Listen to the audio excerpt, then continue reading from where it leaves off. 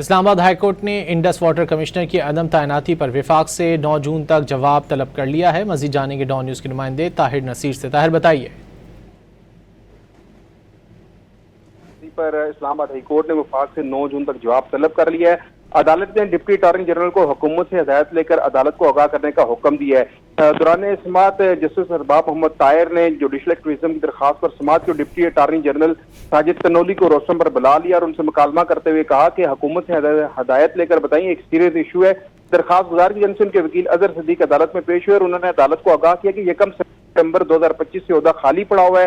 Indus water کے article 8 کے تحت انڈس واٹر کمشنر مستقل ہونا چاہیے۔ اس وقت یہ بہت ہی سیریس ایشو بن چکا ہے کیونکہ بھارت چناب بیسن پر ڈیم بنا رہا ہے۔ عدالت نے کیس کی مزید سماعت 9 جون تک ملتوی کرتے ہوئے انڈس واٹر کمشنر کی عدم تعیناتی پر وفاق سے جواب طلب کر لیا ہے۔ جی بہت شکریہ طاہر نصیر ان تفصیلات کے لیے۔